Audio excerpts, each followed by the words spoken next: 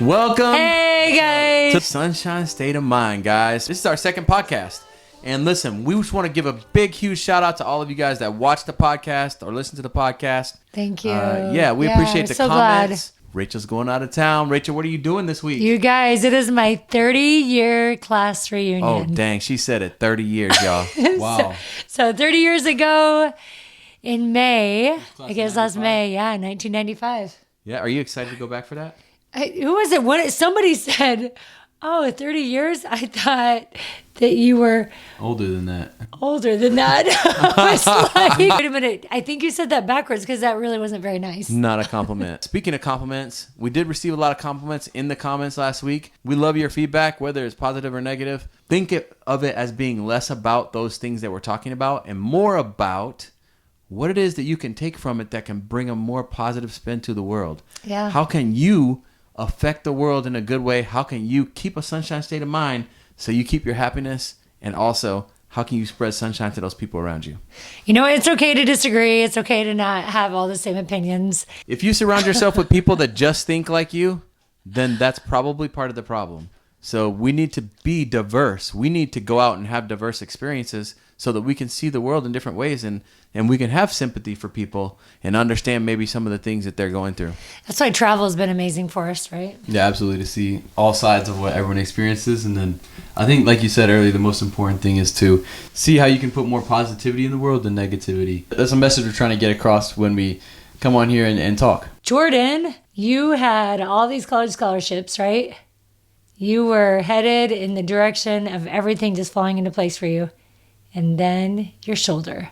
Jordan had a shoulder dislocate, had to have a severe shoulder surgery. The entire time while I saw like his dreams slipping away that junior year, you never once complained. But what did you keep saying to me? Just control what you can control. Like, I can't control, obviously, that my shoulder was injured. I couldn't control that. So the only thing I could control was my attitude in that moment and the things that I could control. So don't stress. Don't worry about the things that you can't control because there's no point. It's only going to bring your attitude down. Just focus on what you can control and try to make the best out of any situation. And look at it now. My life is clicking together in ways that I didn't even think Anticipate. I didn't even anticipate before. And it's like completely different than what I imagined my junior year before I got hurt.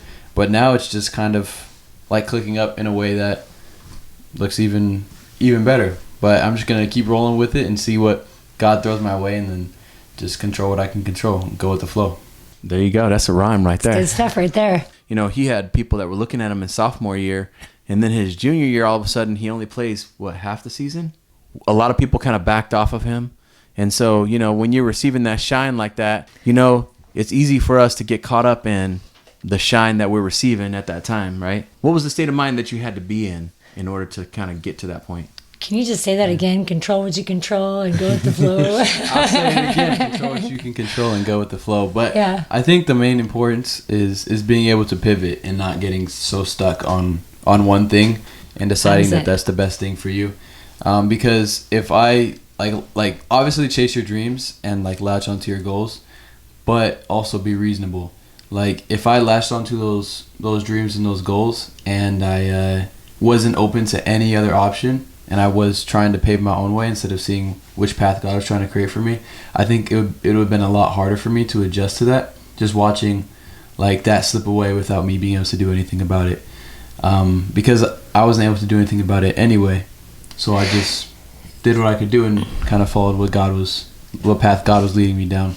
And it creates different dreams, and you can let God kind of shape your heart and put you on different paths, and then you can just end up still loving life and being happy and looking forward to the next thing that God's going to give you. My admiration for you grew more that year than it ever has in your life. You guys, he was the athlete of the year for all sports for 2 counties. And all of a sudden now you were sitting on the couch and didn't have that identity anymore.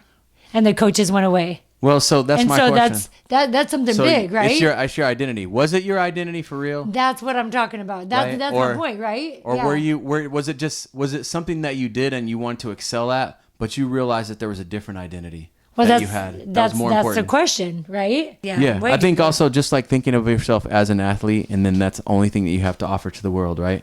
Yeah. And then if you lose that, then people go into a deep depression because they A lot feel of like they're athletes not do. fulfilling their purpose. Yeah. So many people who are really, really great at one thing, they let that define who they are. And I was so impressed. Like, I've got chills right now. You see the chills? I got them on my legs too. Like, for real though, Trust because me. that had become to everybody else, Jordan the athlete, Jordan the athlete, Jordan the athlete. And you handled that with such like grace that right now I'm not Jordan the athlete. You didn't let that label define you.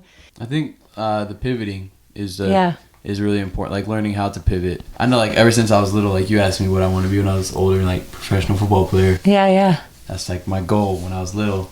And you're still planning on playing football. Yeah, I'm gonna go Yeah. play football in college next year, fall 2026. I couldn't let that be my identity, or else my identity would be gone. So Yeah. I had to pivot in that moment to, I guess, kind of rediscover myself, but at the same time not rediscover myself because I already knew who I was. You knew. That's why it was an easy transition. The thing is, like once you pivot, you gotta look beyond what's right in front of you in that moment. It's like having a deeper perspective on what your values are in life and what you want to excel at. So I think that's interesting though, because when it comes to label, you're just talking about labels, Right. And labeling can be something that really affects the way that we see ourselves, right? You know, it comes down to what your purpose is in life, and if you see what your real purpose is, or what the most important labels in your life are to you. If you could have one label on yourself, what would it be? One label. A child of God. Hey. Hey, child That's the of most God. important. That's Yeah. like the base label. Normally when you put a label on somebody, like that label is for a group of people, and you think everybody in that group that's under that label is essentially the same, and they're not individual. They don't have their individual thoughts.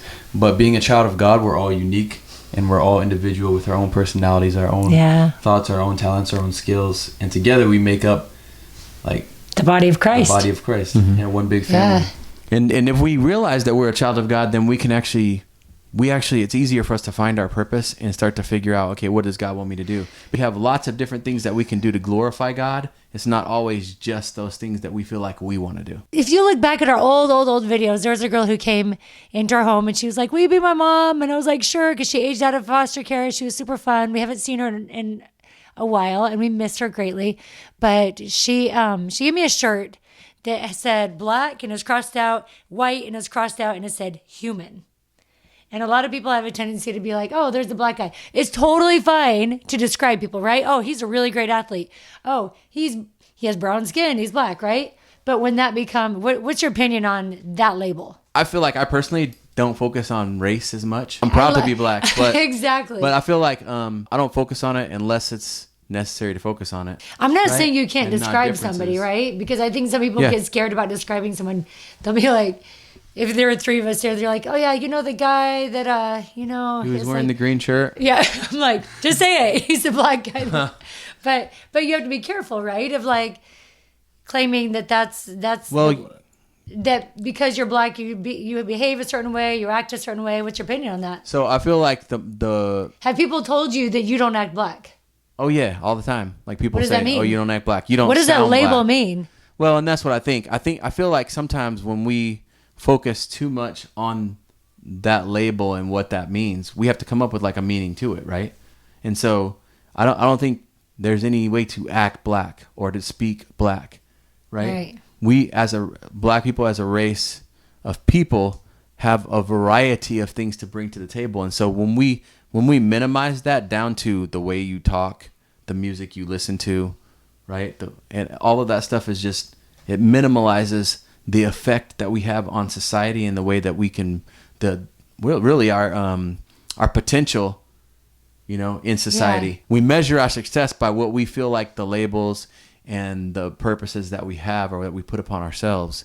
So if our label is that, hey, we're a football player and we're going to do all this stuff, and then we don't accomplish that, then of course, by that measure, we're not successful, right? Mm-hmm. But if our label is to become the best person that we can be and to excel at everything that we do, the more focus that I put on race, then the more focus other people will put on race. They think, Exactly. oh, that must be important, Yeah. right?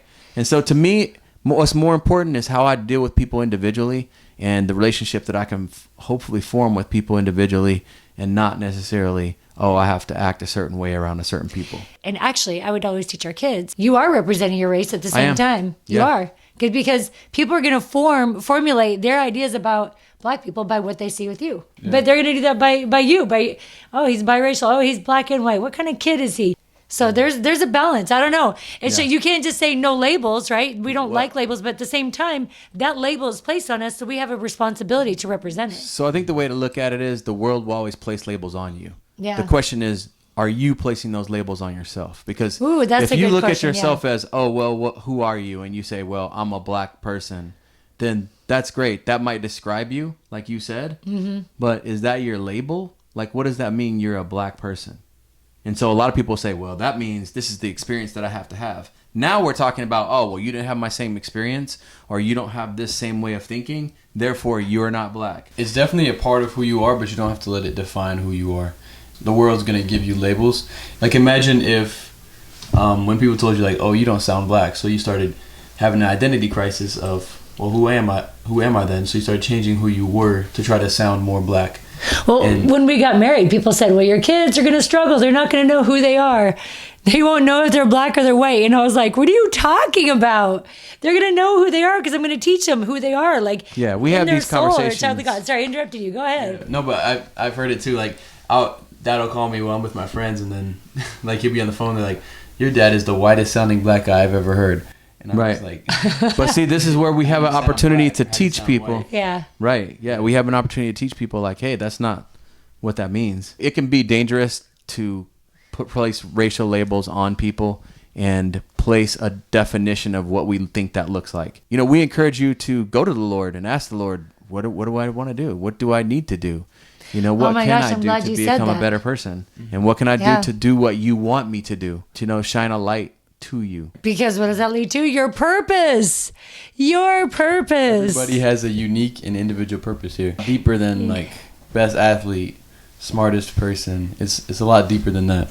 Like, so God gave you lots of talents and gifts, right? But what are you going to do with that talent?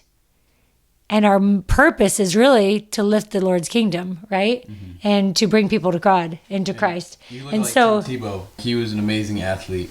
But you can't mention Tim Tebow without knowing that he was a Christian and he was like a God-fearing man, because that is what he was constantly putting out, and he wasn't putting out anything other than that. He was constantly not living ashamed of his faith. And so God gave him that talent so that he could have that platform to share his faith. And now, like, when people think of Tim Tebow, you can't think of Tim Tebow without thinking of God. And he did all that not to glorify himself, but to use his talent that God gave him to glorify God. Jordan, you have a girlfriend. I do. What do you hope your future wife's greatest purpose will be? What she's already done for me is like keep me in check, keep me in line, like with my faith. Yeah. And, like, kept me strong and aligned. And I think that comes from being equally yoked. Once you're joined together, like in God, you become equally yoked. And then your purpose is more so aligned with your partner, in my opinion. Yeah. It's more so about staying equally yoked. Obviously, you have to take care of yourself, but not putting yourself over the other person. Right. And a man and his wife should cleave unto each other, is what the scriptures say, and they shall be as one. So I think it's all about like being equally yoked in your faith. Imagine a triangle, it has to keep the same angles, and at the top of the triangle is Jesus Christ.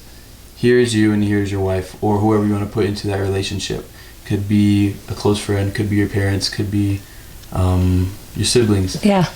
The closer that you get to this top of the triangle, Jesus Christ, the closer these two are going to get.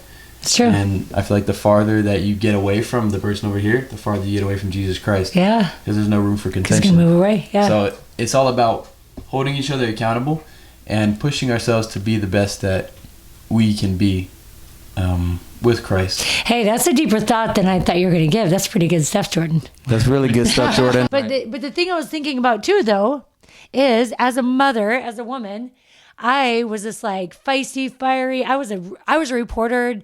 I was reporting on the Dallas Cowboys, working at ABC. I was like so gung ho. And then our first child has open heart surgery, and I'm like locked at home with this baby with oxygen tubes. I wasn't doing any of the things that I thought my purpose was. I was stuck at home feeding a baby all day and changing diapers.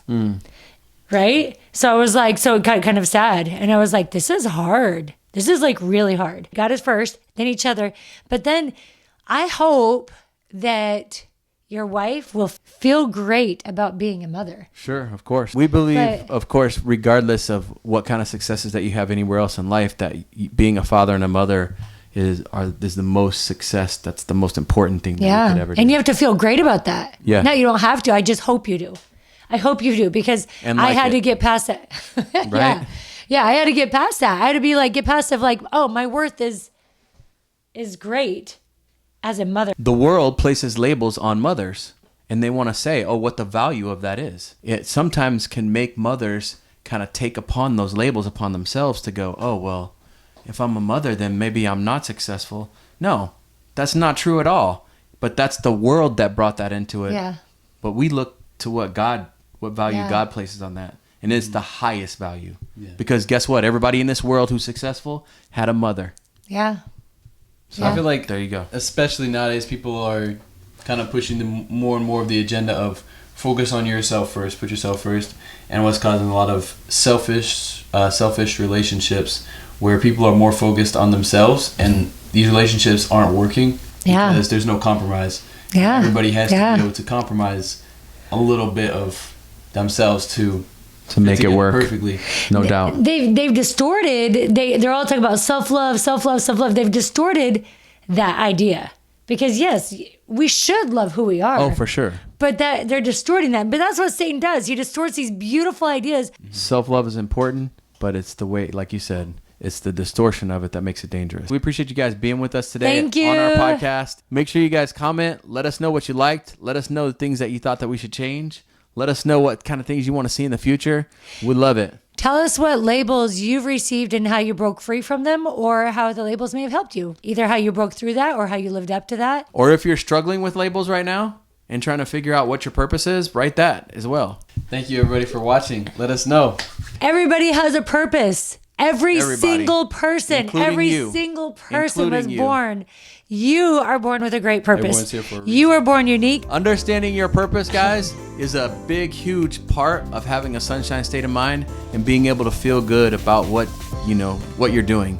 Control what you can control and just go with the flow. Have a sunshine state of mind, and always remember to spread sunshine.